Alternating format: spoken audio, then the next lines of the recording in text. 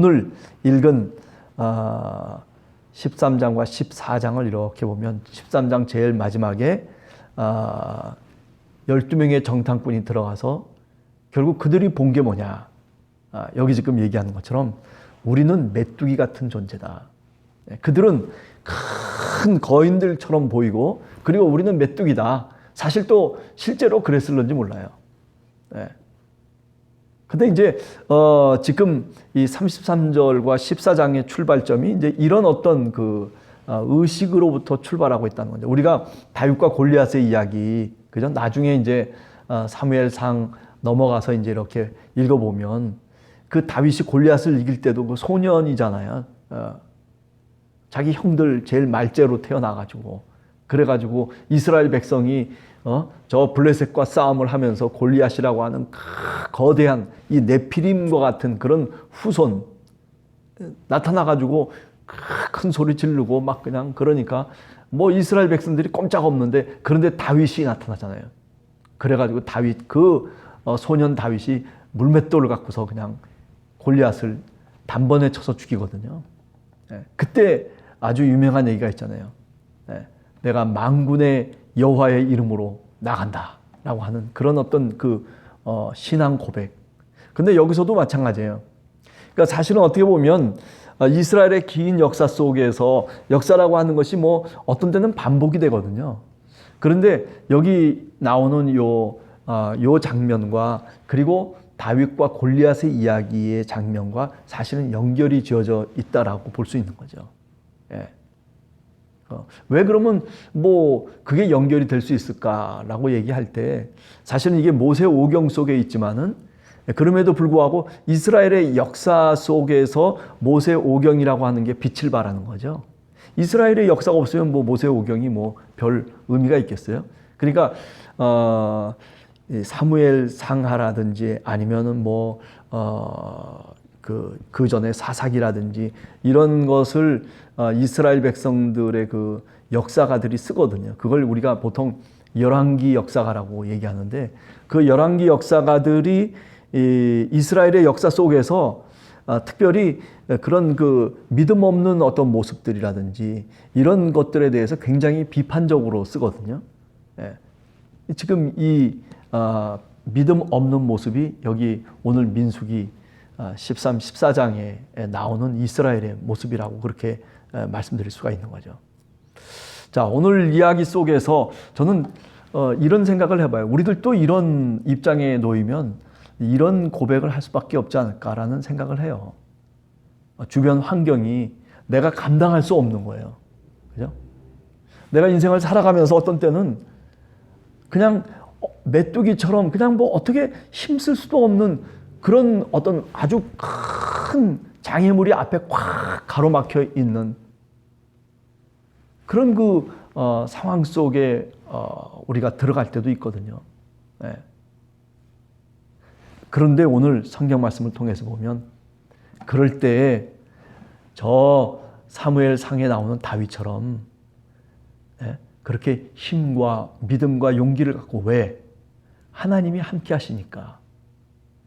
그런 메뚜기 의식이 아니라 그 다윗과 같은 그런 어떤 강한 믿음을 갖고 하나님을 붙잡으며 나가라는 거죠. 지금 이 이야기는 뭐 그 얘기로 돌아갈 수밖에 없는 거죠.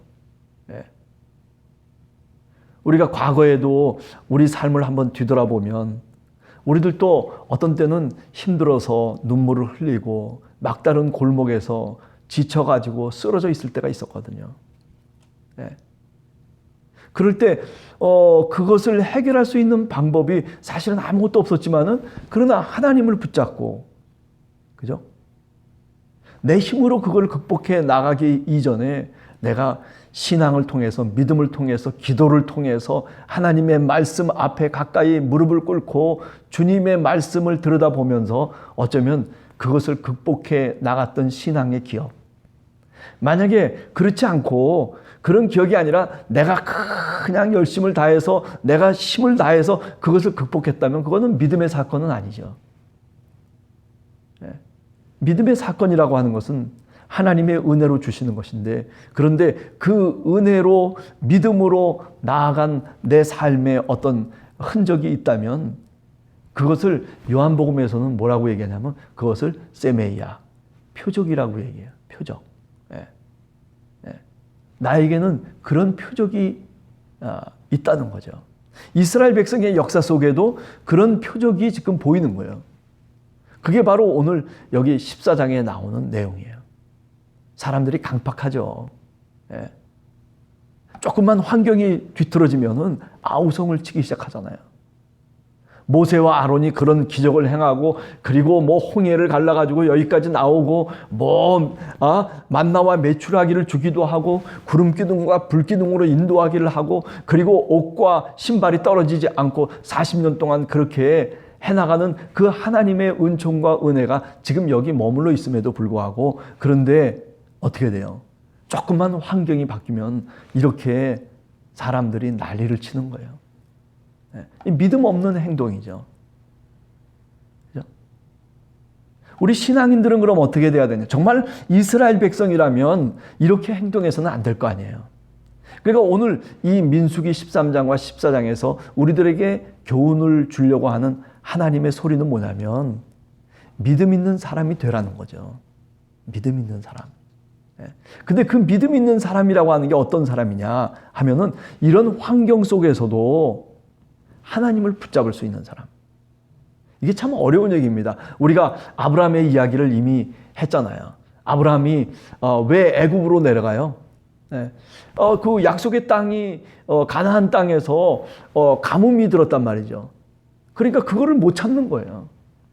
그래서 남방으로 내려가고 남방으로 내려가는 거예요. 그래가지고 나중에는 자기 부인을 바로에게 넘기기도 하고 뭐 이런 엄청난 일들이 벌어지거든요. 왜 그런 이야기가 창세기 12장 이후에 나오는 거예요? 하나님의 부르심을 받기도 하고 하나님의 소명을 받아서 너는 열방의 아비가 되리라고 그렇게까지 약속을 주셨음에도 불구하고, 그런데 그 약속의 백성이 그런 외적인 환경 속에서 견디질 못하는 거예요. 네. 왜 그런 얘기를 하느냐? 왜 그런 보도를 이 성경 속에 기록하고 있느냐 하면 그것이 교훈이 되게 하기 위해서죠. 어떤 교훈이에요? 네. 믿음의 사람이라면, 하나님의 백성이라면, 그러면 이렇게 해서는 안 된다라고 하는 부정적인 그런 그 반면 교사를 삼기 위한 목적으로 사실은 아브라함의 이야기 속에 그런 이야기가 들어와 있는 거죠. 네.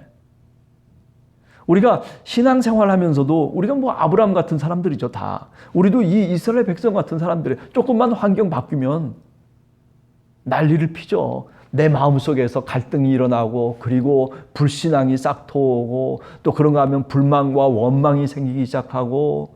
네. 저도 가끔 그런 생각을 한 적이 있었어요. 하나님, 제가 노래도 잘 부르고 또 그 목사님들, 일반 목사님들보다는 배우기도 많이 배웠고 또 교수직이나 했던 사람이 하나님, 여기서 이렇게 있으면 되겠습니까? 네. 내가 사실은 이 함께하는 교회를 하기 전에 하나님께서 나에게 이런 교회에 오라고도 얘기하고 저런 교회에 오라고도 얘기해도 제가 관두고, 그리고 이 교회를 그래도 우리 성도님들과 더불어서 같이 함께 시작했는데 주님, 이게 뭡니까? 뭐 그런 솔직한 심정을 얘기한 적이 있었어요. 뭐 한참 전 얘기죠, 이제. 내가 이렇게 주님 앞에서 이렇게 살아왔는데 주님 뭡니까? 그렇죠? 그게 뭐냐면 자기가 보이는 어떤 그 조건 속에서의 얘기거든요. 그랬더니 제 마음속에 하나님이 그런 얘기를 하더라고요. 무슨 얘기를 하시냐면, 뭐 제가 나름대로 생각하는 거죠. 야, 이것도 너는 벅차. 뭘 그렇게 밖을 바라보면서 그러면서 그렇게 살아가려고 하냐. 믿음이라고 하는 것은 그런 게 아니야. 믿음은 네가 지금 있는 삶의 자리에서 족한 줄을 알고, 야, 저 중들 봐라. 중들은 야, 일평생 절간에서도 그렇게 살아가는데 너는 뭐가 잘났다고 그렇게 뭐 대단한 인물인 것처럼 생각하냐. 너 밖에 있는 사람들 그래 이런 사람 저런 사람 누구누구 야, 그거 생각할 필요 없어. 예. 왜 그럼 그런 생각과 그런 기도를 하게 되느냐 하면은 밖을 쳐다보니까 그런 거예요. 나를 바라다 보면 내가 부족한 것이 얼마나 많고, 그리고 하나님이 내게 주신 은혜가 얼마나 많이 분명히 있는데도 불구하고 그 열매는 생각지 않고, 그리고 남의 떡이 뭐예요? 더 커 보이는 거예요, 항상. 예.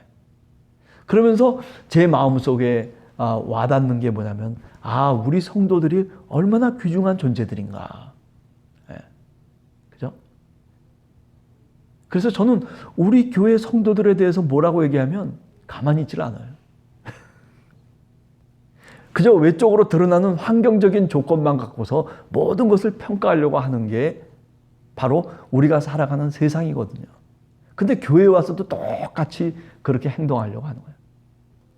네. 그러면 안 되는 거죠. 오늘 이 성경 말씀에 보면 그러니까 애굽으로 다시 돌아가자는 거예요. 이러다가 우리가 죽게 생겼다는 거예요. 네. 그러니 어떻게 돼요? 5절에 보면 이런 얘기, 참 재미난 얘기입니다만, 모세와 아론이 이스라엘 자손의 온 회중 앞에서 엎드러졌다. 아니, 이게 무슨 뜻인가요? 그러니까 온 회중들이, 이스라엘의 회중들이 모세와 아론의 권위를 인정하지 않고, 그리고 엎드러지게 만든 거예요. 이게 엎드러진 게 기도하려고 엎드러져서 두 손을 들고 기도했다는 그런 어떤 의미가 아니라, 가만히 생각을 해보면 지휘관을 하나 세운 거예요. 그리고 그리고 내친 거예요. 그러니까 그냥 모세와 아론이 그냥 나가자빠진 거죠. 이제. 예. 그럴 때 다행히 6절 이하에 보면 눈의 아들 여호수아와 그리고 여분네의 아들 갈렙, 이 두 믿음의 사람이 자신의 옷을 찢으면서 나도 같이 엎드러지겠다라고 지금 나서는 거죠. 하나님은 이런 믿음의 사람들을 하나님이 준비해 주세요. 하나님의 뜻이 있고 하나님이 가는 그 길이 맞다면 늘 뭔가 힘을 줄 수 있고, 그리고 용기를 줄 수 있는 그런 믿음의 사람을 하나님이 이미 준비해 주시고 있는 거예요. 모세와 갈렙이 그러므로 인해서 이들을 통해서, 이들의 믿음을 통해서, 이들의 말을 통해서 결국 그가 용기를 얻고, 그리고 이 일의 전환점이 된 거죠. 이 출애굽의 전환점이 된 거예요, 사실은요. 만약에 여기서 하나님께서 이 여호수아와 갈렙이라고 하는 이 믿음의 사람을 준비해 놓지 않으셨다면, 그러면 다 틀어질 수밖에 없는 그런 상황이죠. 그래서 저는 민수기를 쭉 읽어가면서 요 14장이 굉장히 중요한 장이다라고 생각을 하는 거예요. 예. 이런 믿음의 고백이 있었기 때문에 이런 갈렙과 여호수아가 정탐꾼으로 가서 10명이 뭐라고 얘기하든 간에 다수결의 약점이 바로 이거예요. 10대 2라고 하는 다수결로 모든 사람들은 생각을 하는 거예요. 이스라엘 백성들은 그 10명의 사람의 이야기에 귀를 기울이고, 그리고 그 많은 사람들의 이야기 속에 그저 자신들의 모든 것들을 다 내던져 버리고 마는 거죠. 믿음도 내던져 버리고, 그렇구나, 우리가 들어가면 큰일 나겠구나, 뭐 이렇겠구나 저렇겠구나. 그런데 2명의 믿음의 사람이 이스라엘을 살리는 거예요. 10대 2예요. 오늘 우리 교회도 마찬가지예요. 10대 2인 거예요, 항상요.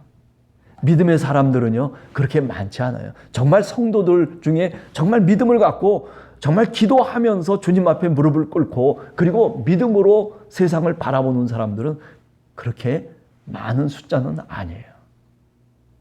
그러나 하나님은 이 2명의 사람 때문에 10명의 사람을 다 구원하시는 거예요.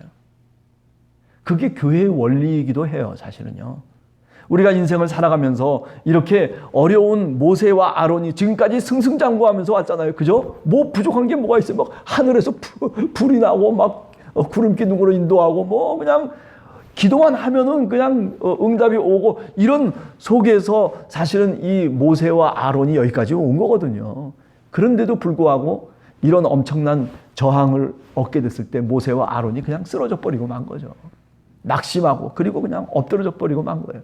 그런데 사실은 하나님이 준비해 두신 이 여호수아와 갈렙이라고 하는 이 믿음의 사람을 통해서 결국 다시 새롭게 일어나고 그리고 두려워하지 않고 돌로 온 회중이 모세와 아론을 쳐서 죽이려고 하는 그 순간에 하나님의 영광이 회막 가운데 나타나시는 거죠.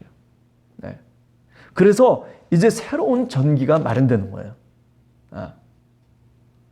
자, 오늘 우리도 하루를 살아가면서 그렇습니다. 우리들 또 어떤 때는 이렇게 조건과 환경이 바뀌면 원망하고 불평하고 뭐 그저 쓴 말들을 뱉어내는 그런 위치에 있을 때가 많아요. 그러나 우리는요 믿음의 사람들이기 때문에 될 수 있으면 그런 말을 안 하는 게 좋아요. 예. 자꾸 여기서 쓴물이 올라와서 그래가지고 쓴 것들이 그냥 자꾸 내뱉으면은 그것도 버릇이 돼요. 예. 그것도 내 심령을 상하게 하는 거예요. 그죠? 예. 마음 속에 좋은 샘물을 갖고 있는데 그런데 그 샘물에서 자꾸 쓴물을 내버리면은 그러면 그게 정말 이제 좋은 샘물이 쓴 샘물이 돼버리고 마라의 샘이 될 수밖에 없는 거죠. 예. 하루 동안 오늘 또 초파일이고 그런데 많은 사람들은 우상을 숭배하며 그리고 그렇게 저렇게 세상 속에서 살아가는데 여러분과 우리 신앙인들 한 사람 한 사람은 좀 더 하나님 앞에서 이스라엘 백성들처럼이 아니라 우리가 정말 믿음의 사람 여호수아와 갈렙처럼 이렇게 남을 도와주며 쓰러져 있고 낙심해 있고 엎드러져 있는 사람이 그게 모세든 그게 갈렙이건 어떤 사람이든 간에 우리가 손을 내밀고 믿음의 이야기를 믿음의 고백을 해줄 수 있는 그런 신앙인이 오늘 하루도 되기를 간절히 소원합니다. 같이 기도하겠습니다.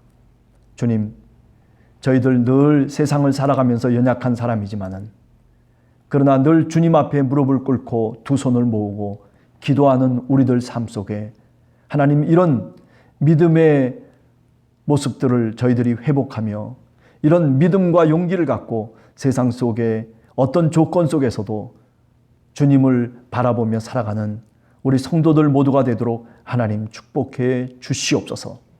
오늘도 우리와 함께 하심을 굳게 믿습니다. 우리의 자녀들, 우리의 형제들, 우리의 부모들, 하나님 우리의 성도들, 우리의 이웃들, 우리가 살아가는 삶의 자리 속에서 하나님 이렇게 믿음의 사람들을 붙여주시고 또 믿음의 말과 격려의 말과 용기의 말을 우리의 마음으로부터 내놓을 수 있는 그런 신앙의 언어들을 저희들에게 허락해 주시옵소서.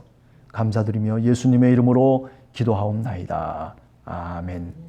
하늘에 계신 우리 아버지, 아버지의 이름을 거룩하게 하시며 아버지의 나라가 오게 하시며 아버지의 뜻이 하늘에서와 같이 땅에서도 이루어지게 하소서. 오늘 우리에게 일용할 양식을 주시고 우리가 우리에게 잘못한 사람을 용서하여 준 것 같이 우리의 죄를 용서해 주시고 우리를 시험에 빠지지 않게 하시고 악에서 구하소서. 나라와 권능과 영광이 영원히 아버지의 것입니다. 아멘. 네, 감사합니다. 네, 이스라엘 역사 속에서 모세만 중요한 게 아니에요. 아론만 중요한 게 아니에요. 정말 중요한 사람은 누구였냐면 여호수아와 갈렙이었어요. 네, 모세와 아론이 엎드러지고 쓰러졌을 때 그럴 때 희망을 주고 용기를 줬던 바로 그런 여호수아와 갈렙처럼 오늘도 우리가 다른 사람에게 이런 희망의 언어를 건넬 수 있는 우리 함께하는 교회 성도들 우리 모두가 되기를 원합니다. 네, 수고하셨습니다.